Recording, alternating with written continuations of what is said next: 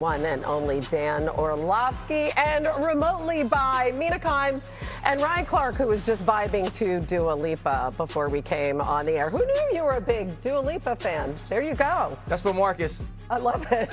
Shout out to the flu. Shout out to the flu. Right. All right, shout out to the 40-somethings, you guys. How about this game last old night, people. right?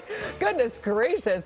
Joe Flacco, Aaron Rodgers, Bengals, Steelers, and with the Bengals trailing 10-0 with under 5 minutes left in the half, Flacco finding Jamar Chase. Yeah, I love the fact that they cut a split down, create that one-on-one. Him and Jalen Ramsey just competing for the ball. Jamar finds a way to go chase it down. Yeah. Joe Burrow loving it. 16 catches, Bengals franchise record, and T. Higgins getting into the act, too. This is just another essentially one-on-one route, a 3-step slant. Higgins in the middle of space, touchdown. All right, so it's a 2nd and 13 from the 44. Next drive for the Steelers. Rodgers sends it to DK Metcalf, but what a play by DJ Turner. I think DJ Turner's become like one of the best corners in football. It's a pretty impressive pick with the size of DK. All right, now the Steelers are trailing 20-10, and this is just a dime to Pat Freiermuth. The throws that both these quarterbacks made last night, pretty impressive. That Bender versus two high safeties, beautiful. That was really fun to watch. 2nd and 20 from their 32. He finds Freiermuth again. This is just a huge play. 68 yards for the TD. That guy's 41 or 42 years old doing that. 2.5 minutes left in the fourth quarter. Moves out to his left. Throws an absolute dart to Freiermuth. Look at this. I mean, this is 15, 20 years ago looking Aaron Rodgers. Just an unbelievable play. And it feels like the Steelers, as poorly as they played for stretches, might find a way to pull it off. Yeah, but it was 2 minutes and 21 seconds left when they took that lead. And here goes Flacco right after the 2-minute warning, finding Chase. Jarring to watch that final drive. I mean, easy completion to Jamar Chase. Easy completion to Jamar Chase. And then it's T. Higgins one-on-one once again versus Jalen Ramsey. The competitiveness to go find the throw and the selflessness to slide down at the 5. Yep, heads-up play by Higgins as the clock winds down to 11 seconds. It's up to Evan McPherson, a 36-yarder for the win. And the Bengals upset the Steelers. Big division win, 33-31. But wait, there was one last chance here. This was the Hail Mary that didn't get answered. But, man, that ball made its way to the end zone. That ball goes 70 in the air. I mean, it's right. It's remarkable how strong the arm is still. How about that? Here's both quarterbacks after the game. This is the NFL. You know, we had a chance to really open up some space, but we're 4-2, still first in the division. Got a couple, home games coming up, back to back. Another Sunday night opportunity against my former team. So, I'm not going to ride the roller coaster, and I know Mike isn't. And hopefully you guys follow suit. Do you expect to ever have this feeling again? It's a good question. I didn't feel like it felt like I might not, to be honest with you. It's pretty special. Well, RC, now we know why Mike Tomlin didn't want him traded to the Bengals. That had to hurt your heart, the way the Steelers played defense in that one. Yeah, it definitely made me hate the Cleveland Browns more than I already hated them. I think, Drake and the young people, they were looking for the function all summer with Nokia. I think last night the Bengals and the Steelers were looking for the unction because that's the age of these quarterbacks. And Joe Flacco absolutely played out of his mind. But when you think about the reason the Steelers were outplayed, it was schematics and also people. Yeah. The way that Zach Taylor approached this game was early on, if you were going to play too high, they were comfortable handing the football off. And as things evolved throughout the night and they had to start bringing some people in the box, trying to bring pressure, play single high safety, they took the one-on-ones. And then even when you doubled, as we just saw T. Higgins and Jamar Chase, they would hit Yoshi Vaz, so they would use Noah Fant. I thought it was a masterful game plan, but the execution was just phenomenal. Joe Flacco turned back the hands of time and looked like 2015 Joe Flacco. Some of those balls were so pinpoint accurate, the velocity it was thrown with. And then we watched players on the outside just be better than the other guys. Jamar Chase, T. Higgins were better than Joey Porter and Jalen Ramsey. It was truly an epic night for this Bengals offense, but it was an epic debacle defensively for the Pittsburgh Steelers from Mike Tomlin and Terrell Austin. It was a total miss and a failure. Yeah, the Steelers defense can really only do one thing well right now, and that's rush the passer. And if you're going up against a quarterback like Joe Flacco, who had a 2.44 second time to throw last night, which is super fast, you're taking away the one thing they do well, and now you're playing into their weaknesses, which are coverage and tackling. Okay, basically everything else in terms of playing defense. Ryan hit what really happened in terms of like the game planning, but I will say, even though they got a little bit run on when they played too high, I still think they played way too much man coverage against this team. These cornerbacks against these receivers was just such a glaring mismatch. And when they didn't play man, they played a lot of really predictable cover 3, and Flacco said, cool, I'm just going to throw into the voids every time. This is a defense that really needs to dramatically rethink things if they want to be a competitive playoff team, because right now I do not see them holding up their end of the bargain. Yeah, unengaged is the way that I would describe the whole defensive unit and plan. Just completely unengaged. If you watch them defend the run, guys are standing up with pad level left and right. Guys are getting in and out of the wrong or right gaps on a consistent basis. Some of these run lanes that Cincinnati had last night, who's a very poor running the football team, you watching defenders just completely stand up. You can see their numbers. Guys going in the wrong gaps, front side or back side. I'd also say this. I felt like at times, RC and MK and Hannah, they were trying to disguise their coverages so much, they disguised themselves into a problem. Like sometimes the safeties tried to rotate so differently and so late that Joe was like, oh, there's gashing holes backside there. Corners tried to rotate to the half, and it left just voids to the sidelines. And so I think that's the big takeaway is, this is a defense I felt like was crazy simple last year. Are they trying to do too much right now where it's no? All the parts aren't connected? Didn't seem like they made any adjustments. RC. I'm sorry, Hannah, just really quick. The Bengals' game plan was also pretty predictable. Totally. It wasn't that the Bengals came out and did something that you, myself, or MK didn't know pregame. We knew exactly what it was going to be, and the Pittsburgh Steelers did seem disengaged, but also unprepared, and they had an inability to adjust, which was the scarier piece of the entire night. Yeah, it's so weird. They're 0-7 on Thursdays against division opponents under Mike Tomlin. That's just a strange that one doesn't make stat. sense. Yeah, it doesn't. Obviously, they didn't close. Yeah. Okay, this is really unfortunate for the folks in London. They're not going to see one of the greatest receivers in the world, Puka Nacua. He is out for that Rams game with the Jaguars on Sunday morning at Wembley Stadium. He suffered that really scary ankle injury in the Week 6 win over the Ravens. And listen, it is no secret. This guy has been Matthew Stafford's very favorite target. In fact, nobody this season has a higher percentage of their team's catches than Puka Nacua does for the Rams. He accounts for over a third of their catches and receiving yards. Really, really big loss for this team. So on the defensive side, when you look at how the Jaguars are going to approach that offense, what do you expect now, RC? Well, I think the first thing that you're going to get from Anthony Capelli's defense is that you're going to have a focus on Devontae Adams. Listen, they went into last week and they were playing against the Seattle Seahawks, who didn't have a Puka Nacua or a Devontae Adams, but they definitely had a Jackson Smith-Njigba, who is head and shoulders the number one target of that team, and he was still able to get off. And so they're going to have to put that focus on Devontae Adams in the back end for this team. But it's also going to be for them about stopping the run. You know that now Sean McVay is going to come into this game with a heavy dose of run game that can allow Matthew Stafford to get into the play action. And so it's going to start up front there, and then it'll be about disguising your defenses, because even without Puka Nacua, whether it's Jordan Whittington or Tutu Atwell or Devontae Adams, if Matthew Stafford can see the rotation of this zone that they love to play, he'll find a way to eat it up and scheme it up.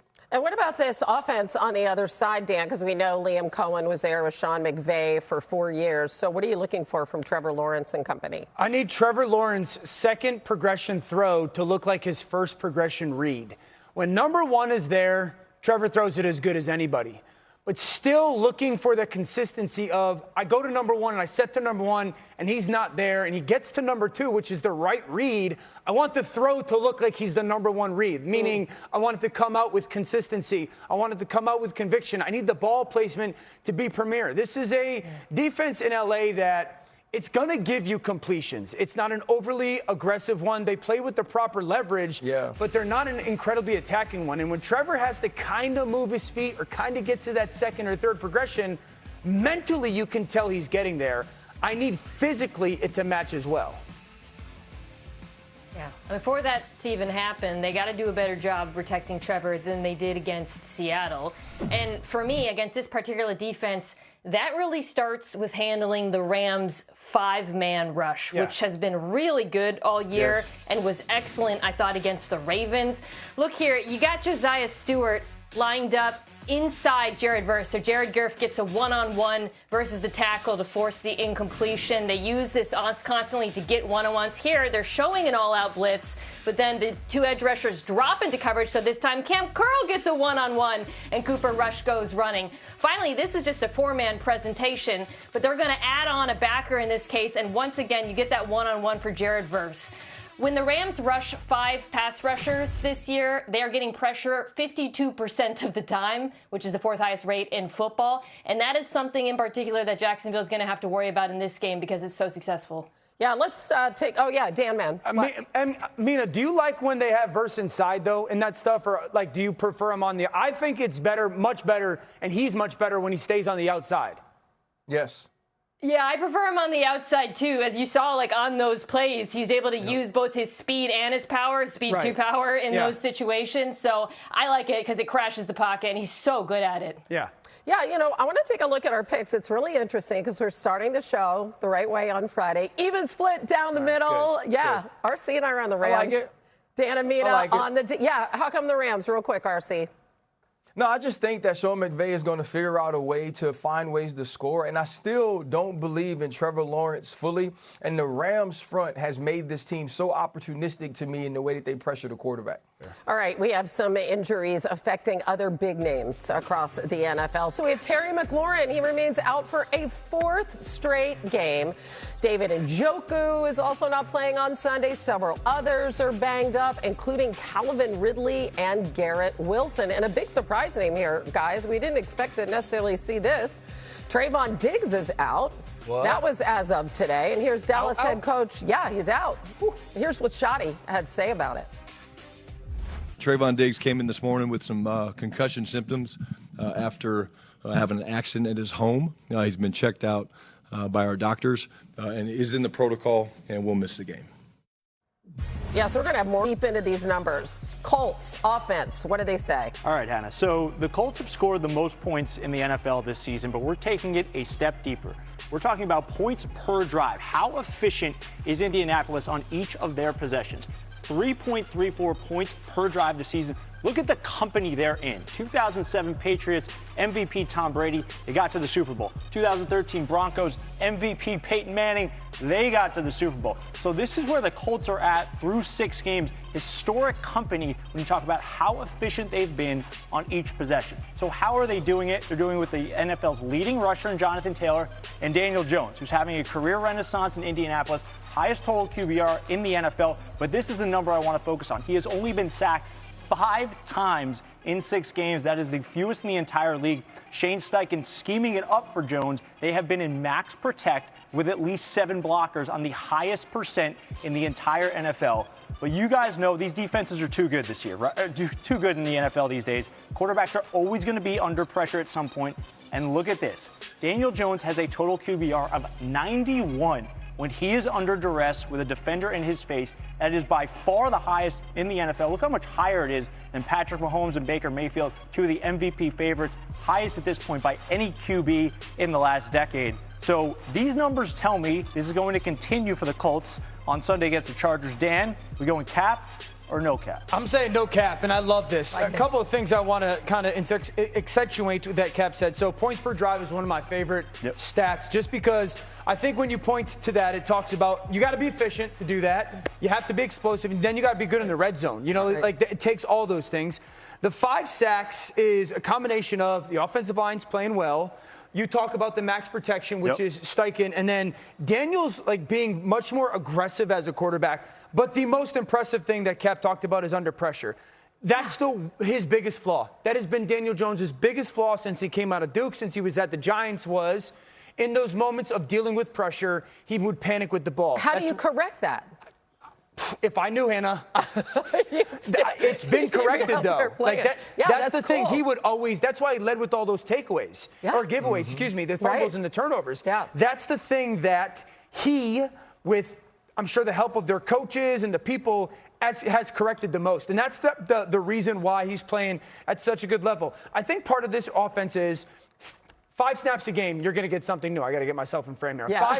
5 snaps a game, you're going to get a scheme that you have not seen in the previous week. So that'll be a challenge to the Chargers. I talked about Daniel being aggressive. And then this is a team that runs off the tackle really well offensively. That's something the Chargers defensively struggled big time with against Miami. So specific to the game, those are things that Daniel and that offense can have success with. I mean, listen, it doesn't hurt to have a guy like Jonathan Taylor sharing the backfield with you, Mina. How do you see him matching up against that Chargers defense? I think he is the most important player on the Colts side in this game, in part because of what Dan said. The Chargers defense is very good, but they do struggle with off-tackle runs. They also play a very high amount of light boxes, and Jonathan Taylor, when he's running into 6-man boxes this year, is averaging 6.4 yards per carry. But the other side is I think the Chargers defense is really good at defending some of the things that the Colts do well. Play action, yards after the catch, the middle of the field. So in my mind, running isn't just part of it. It's the most important part of their offense. I am interested in seeing, by the way, how the return of Khalil Mack impacts things, potentially, if he plays for LA, because I think he's been not only important to their ability to get pressure with 4, but also their run defense. He's a very good run defender. But yeah, Jonathan Taylor, to me, is the key to this game.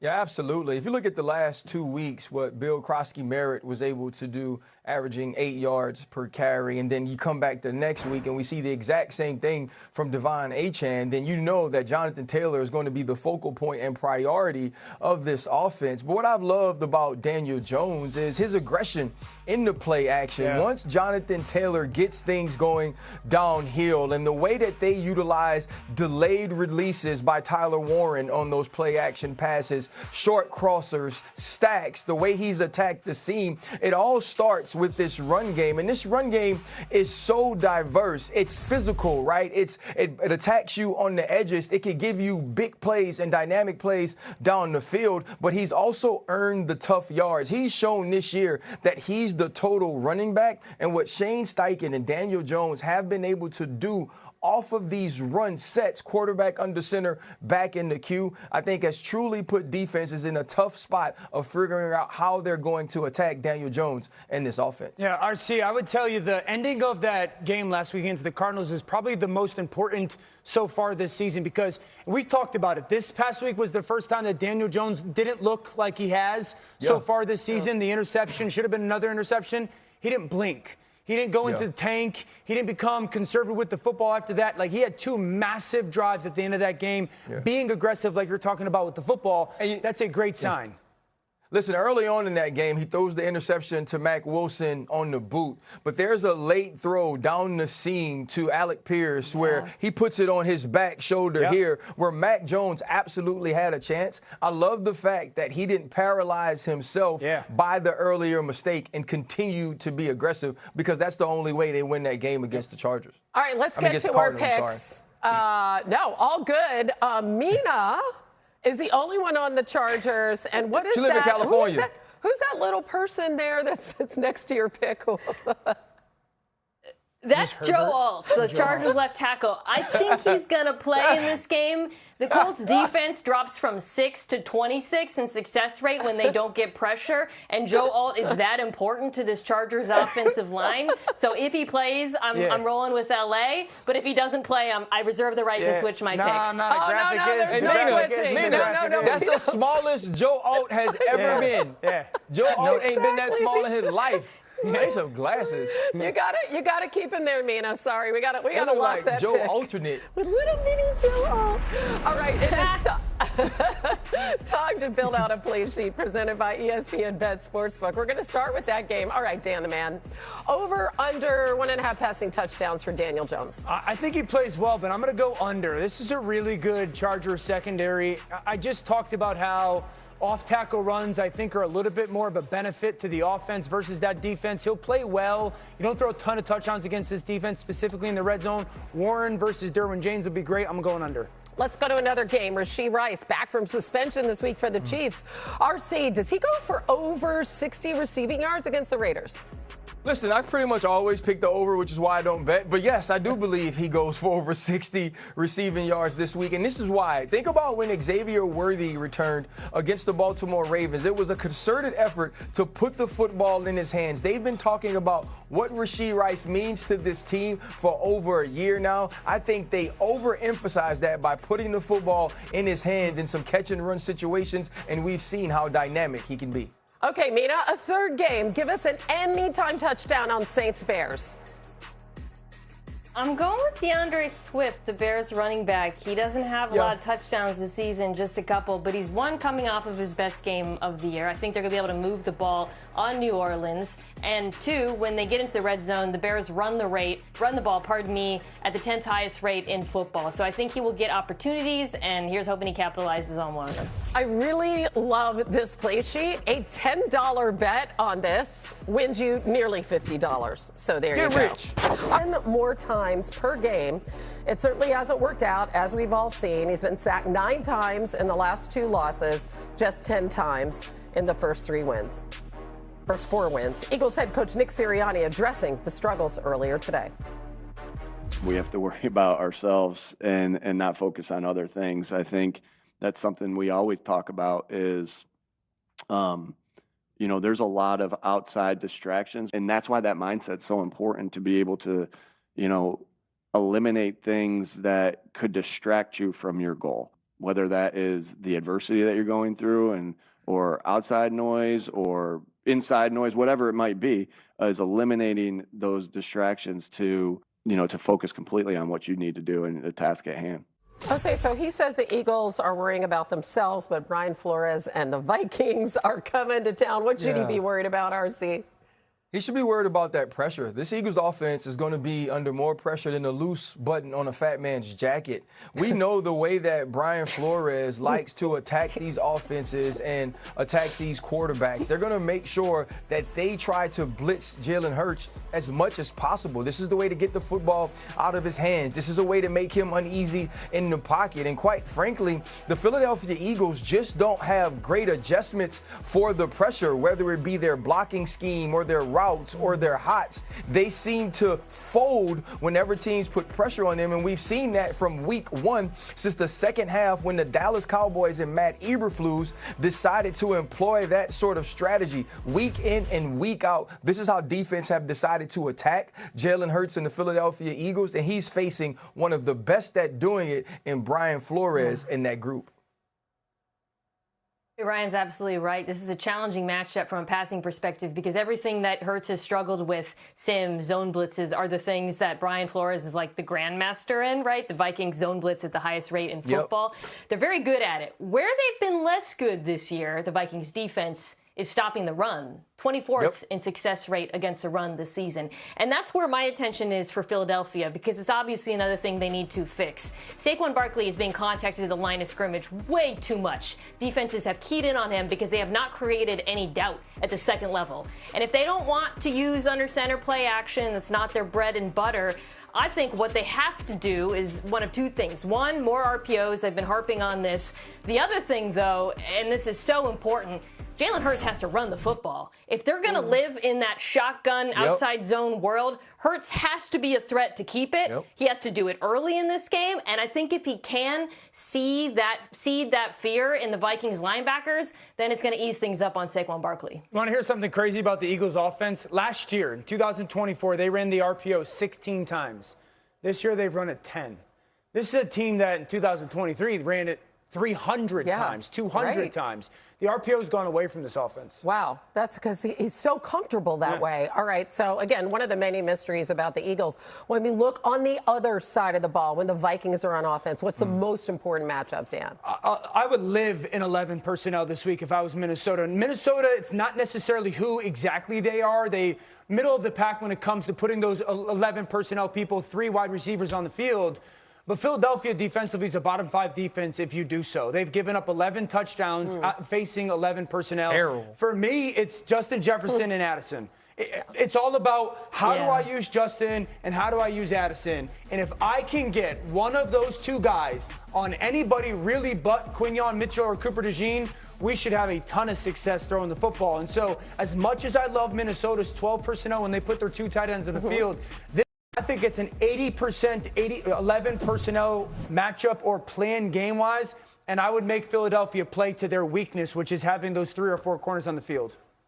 Dan, I love that. And I love the fact that you mentioned Addison and Jefferson because the matchup isn't in the slot. The matchup is going to be outside, opposite Quinyon Mitchell. Yeah. And it's going to be schematically, what do we see from Vic Fangio's defense early? You know, a few days ago or a week ago, we watched Quinyon Mitchell on the sideline with a hamstring. And so is he going to track number 1 in Justin Jefferson, or is he just going to play one side of the field? Because if he does, and we know exactly where to go each and every play, they should get a heavy dose of Jordan Addison or of Justin Jefferson on the outside because they are so susceptible and vulnerable. All right, guys, as we look at our picks here, what do we got? How am I the only one on the Vikings? Because I listened to you guys breaking down all the Eagles' issues, and I'm like, the Vikings are at home. They're going to beat Santa. them. Well, that's how. You be respectful to Carson Wentz. No, oh,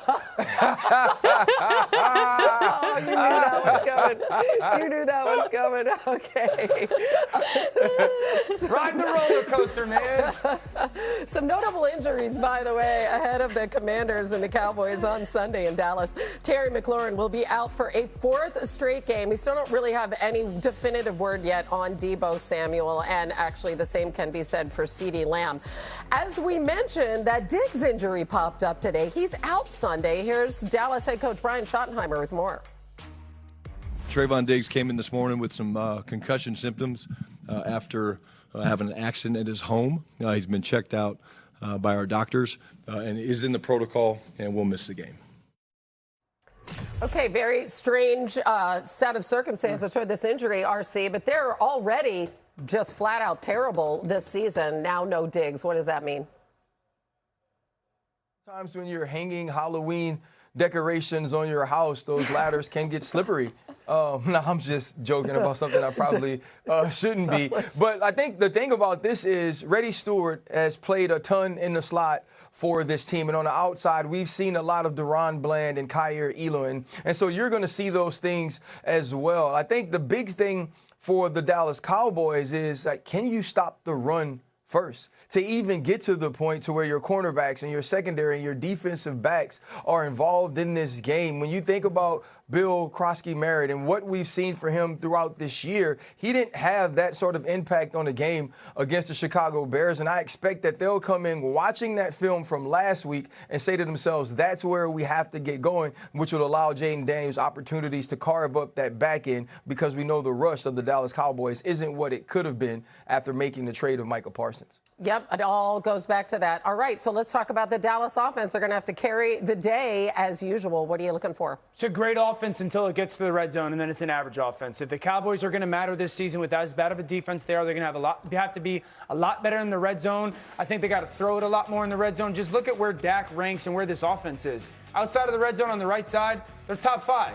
Inside the red zone, they're bottom 3rd. And so if they want to score enough points to protect this defense, that's number 1. Number 2, I keep saying this, and I'm being dead serious. I cross the 50 if I'm Dallas offensively, and it's 4th or 5 or less, I'm going for it. I'm not kicking field goals anymore because it does nothing for my football team to actually help us win the game. Yes. It just gets Brandon Aubrey points. Go for it. That's the analytics Mina likes. No. Oh, there it is. Whoa. Mina. Wow. Yeah, it's a party. It's a party. It's a party. It's a party. That's what it's going to feel like when both these teams are on offense. Both of these coaches needs to be aggressive as hell in this game. I'm with Dan. Passing in the red zone, too, when things get tight. I don't think Washington has people who can cover both CeeDee Lamb and George Pickens. But between the 20s, I do think they'll be able to run the ball really well on Washington. What we saw last week against Chicago was alarming off tackle, particularly quickly when they got them moving from side to side. I think we're going to see a return to form for Javonte Williams, especially with CeeDee Lamb on the field, because Washington's going to have to play more coverage in this. All right, hey, let's set those fireworks off because this is our first unanimous pick of the day. And it's our first gong.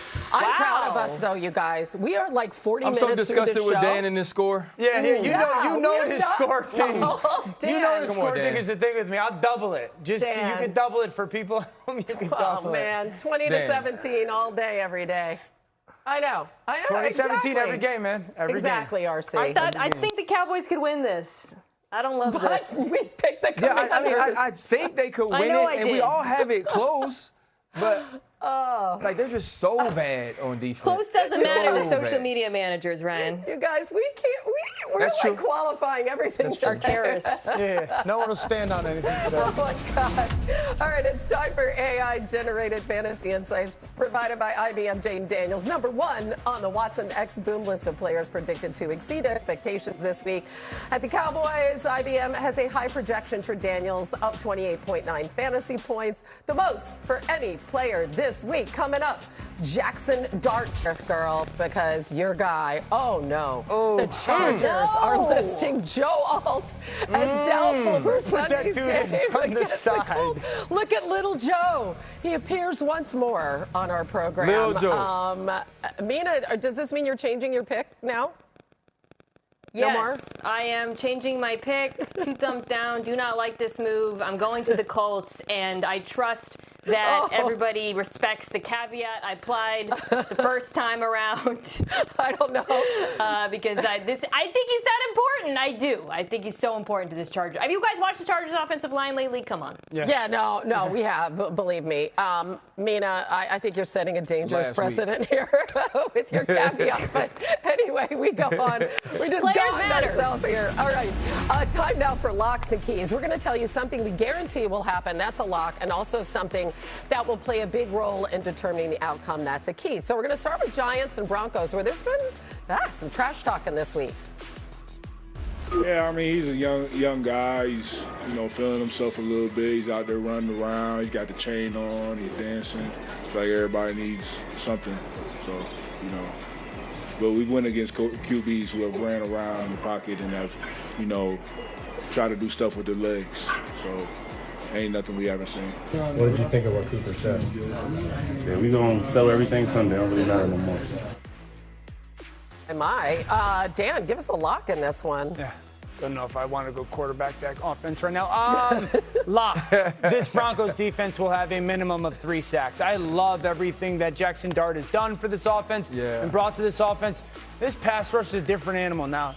This is one of the best one-on-one, one of the best group, one of the most creative pass rushes and pass rush groups in the league. This Giants offensive line has been a little bit covered because of the way that Dart has played.